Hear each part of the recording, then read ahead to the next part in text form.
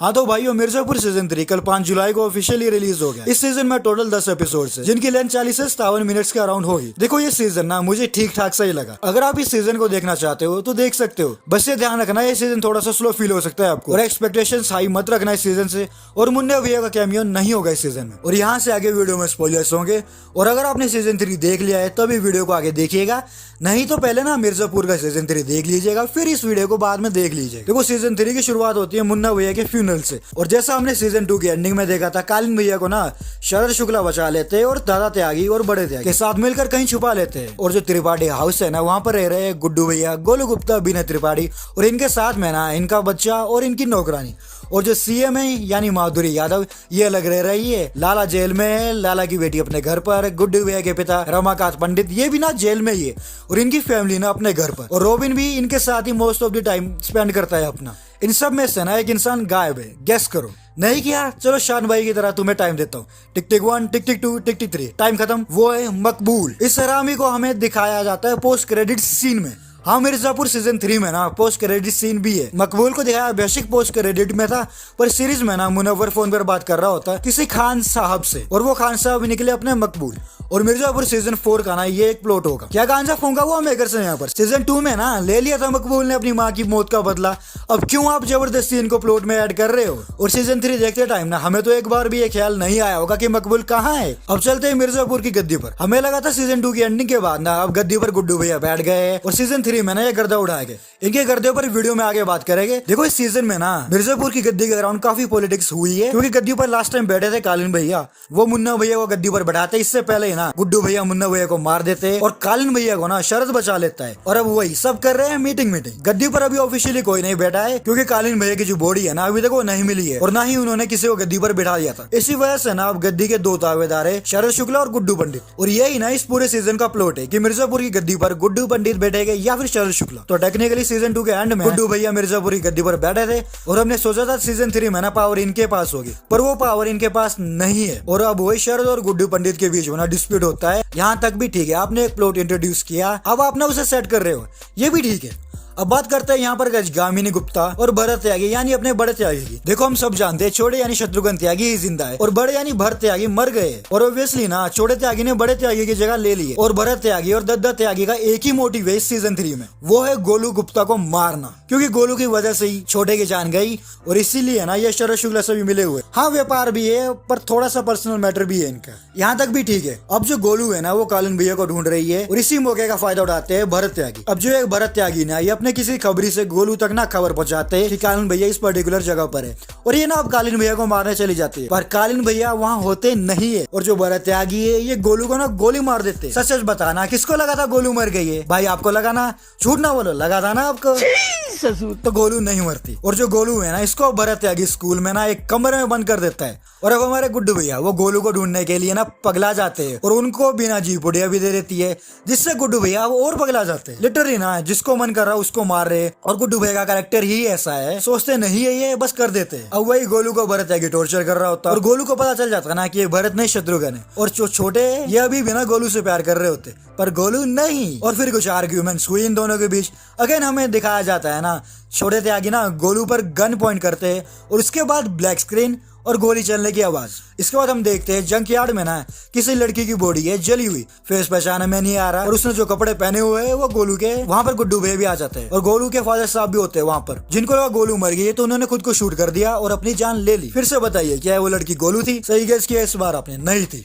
ये चीज कोई मेकर्स को भी बताओ यार, जो आप कर रहे हो ना वो ब्रिलियंट राइटिंग नहीं है। पूर्व भाई आप भी बताइए कैसी राइटिंग है ये? That's just lazy writing. उसके बाद वही छोटी की भाभी ना उसके बच्चे स्कूल जाती है, भाभी को पता चलता है वहाँ उसने किसी लड़की को बंद कर रखा है। अब गोलू भाभी को बताती है कि ये भरत नहीं शत्रुघ्न है। देन शत्रुघ्न दोनों को ही बंद कर देते हैं। अब गोलू जो है ना भाभी की हेल्प से हथकड़ी खोल देती है, और गोलू भाभी को बोलती है आप छोटे को डिस्ट्रैक्ट करना, हम अटैक करेंगे, वहाँ से ना भाग जाएगी। गोलू भाभी को शील बनाकर और भाभी की नस काट करना भाभी को छोटे पर फेंक कर वहां से भाग जाती है। और इसके बाद हमें पूरी सीरीज में ना छोटे त्यागी नहीं मिला देखने को। अब ये प्लॉट भी गया सीजन 4 में। अब जरा चलते हैं जेल और उनके कैदियों पर। सबसे पहले तो लाला, ये पहले शरद से डील कर रहे थे, पर फिर ना अपनी बेटी के कहने पर गुड्डू भैया को ना बर्फी सप्लाई करने लग जाते। तो शरद ने इनसे बदला लिया और इनको ना जेल में एक कवि से मरवा दिया। और मुझे ऐसा लगा था ना कि लाला को मरवा दिया तो मेकर्स ने बड़ी बातचीत कर दी, पर इसका इफेक्ट कुछ ज्यादा पड़ा नहीं सीरीज में। और अगर ना भी मरवाते ना डाला होगा तो भी कुछ फर्क नहीं पड़ता, क्योंकि बर्फी की सप्लाई तो हो ही रही थी उनकी बेटी के थ्रू।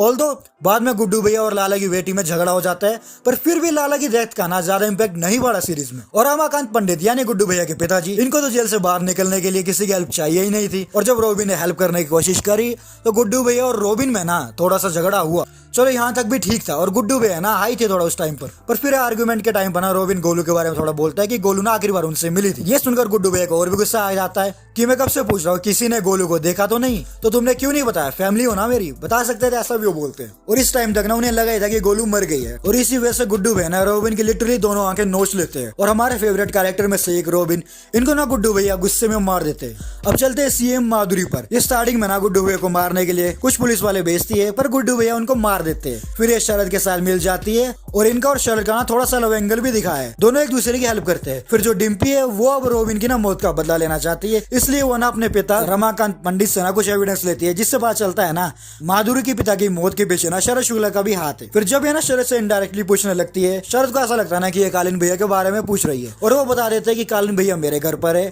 फिर माधुरी बोलती है मुझे अकेले में ना कालीन भैया से मिलना है। अभी कालीन भैया पर ना वीडियो में आगे बात करेंगे, पर उससे पहले इनकी पत्नी पर बात करते हैं, जो एक बिना त्रिपाठी ना ये माधुरी और शरद को कॉल करके बोलती है मुझे बचा लो, मैं गुड्डू की कैद में हूँ। और रोबिन को मारने के बाद ना पुलिस जो है गुड्डू भैया को जेल ले जाती है, और बिना त्रिपाठी उनका बच्चा और नौकरानी अब माधुरी के पास है। यहाँ बिना माधुरी को बोलती हुई है कि हम मिर्जापुर की गद्दी पर बैठना चाहते हैं, और उसको लगता है ना कालीन भैया मर गए। इस प्लॉट पर बाद में आते हैं, अभी चलते हैं गुड्डू भैया पर। अब गुड्डू भैया जेल में है, और जेल में ना पुलिस वाले कुछ कैदियों को गुड्डू भैया को मारने के लिए बोलते हैं। पर्सनली ये फाइट सीक्वेंस काफी अच्छी थी देखने में।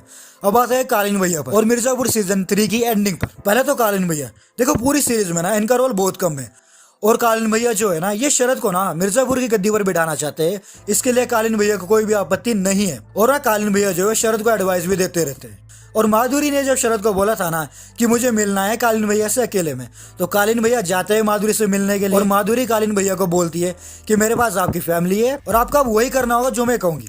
अब आते हैं एंडिंग पर। अब एंडिंग में फिर से मीटिंग हो रही है, जो कि लास्ट मीटिंग, और इस मीटिंग में कालीन भैया भी आ जाते हैं। देखो मुझे लगा था कालीन भैया आ गए, कालीन भैया द ग्रेट बाहुबली अब आ गए, मुझे लगा चलो अब एंडिंग में कुछ अच्छा होगा। लिटरली अब कालीन भैया आ गए, गद्दी का असली हकदार तो वही है, ऐसा मुनव्वर भी बोलते हैं। फिर मीटिंग करने का फायदा ही क्या। अब कालीन भैया यहाँ पर शरद को किंग ऑफ मिर्जापुर घोषित करते हैं, sorry the last king of Mirzapur घोषित करते हैं, और शरद को ना गोली मार देते हैं। और वहां पर बैठे जितने भी लोग थे ना उनको भी गोली मार देते हैं। पुलिस वहां पर आ जाती है, जितने भी बंदे थे ना मीटिंग में, अब सब खत्म। फिर हम देखते हैं ना शरद में थोड़ी सी जान बाकी है, और वो गद्दी पर ना बैठ जाता है, वो भी अमरिंदर बाहुबली के स्टाइल में। और अब इस तरह से ना शरद शुक्ला भी पहले गए। अब आप पूछोगे ऐसा कालीन भैया ने क्यों किया। ये सब कालीन भैया ने ना माधुरी के कहने पर किया, क्योंकि माधुरी को ना शरद से अपने पिता की मौत का बदला लेना था, इसलिए उसने शरद को मरवा दिया। और माधुरी ने ना कालीन भैया को कहा भी था कि वो इसके बदले में कालीन भैया की फैमिली और गुड्डू भैया को ना उन्हें सौंप देंगे। फैमिली तो दे दी, पर गुड्डू भैया को जेल से ना भगा दिया गया। और अब गुड्डू भैया और गोलू का मिलाप हुआ, और गुड्डू भैया और गोलू के बीच में ना चुंबन भी हुआ। देन सीरीज एंड लास्ट में पोस्ट क्रेडिट सीन भी था, जिसमें हमें मकबूल को दिखाएगा, जिस पर हमने ना साड़ी में बात कर ली है। देखो पर्सनली एंडिंग ना अच्छी नहीं लगी मुझे। एक तो कालीन भैया द ग्रेट बाहुबली कालीन भैया, उनको एंडिंग में ना भीगी बिल्ली बना दिया। लिटरली अगर कालीन भैया ना अपने कॉन्टेक्ट लगाते तो इजीली अपनी फैमिली को छुड़ा सकते थे जेल से, उनके लिए कोई बड़ी बातचीत नहीं थी ये।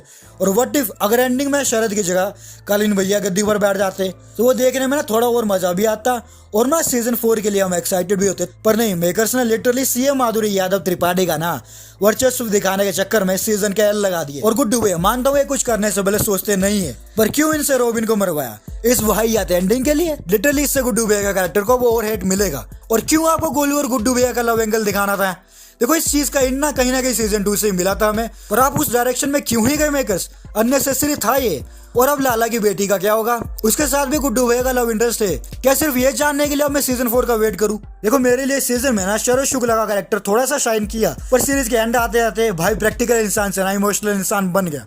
और कालीन भैया के बारे में क्या ही बोले, सिर्फ नाम के लिए ना यूज किया इस सीजन में उन्हें। ऐसी बात नहीं है कि आप इस सीजन को नहीं देख सकते, डेफिनेटली देख सकते हो आप इस सीजन को, ठीक ठाक है ये सीजन, पर वही है एंडिंग आपको डिसअपॉइंट करेगी। और कालीन भैया के अगर फैन हो फिर तो ना डिसअपॉइंटमेंट into 100 हो जाएगी आपके लिए। और अब इसके सीजन 4 के लिए ना पर्सनली मैं एक्साइटेड नहीं हूँ। देखो ये मेरा ओपिनियन है इस सीजन को लेकर, आपका मे भी कुछ और हो सकता है। अगर आपने यहाँ तक ये वीडियो देखी है तो प्लीज चैनल को सब्सक्राइब कर दीजिएगा, वीडियो को लाइक डिसलाइक जो आपको सही लगे वो कर देना। तो इस वीडियो में बस इतना ही। जोरा भाई। चांदनी रात थी, दौड़ रहा था सोने का घोड़ा, तबड़क तबड़क बिन सिर पैर की शायरी सुन रहा है माँ का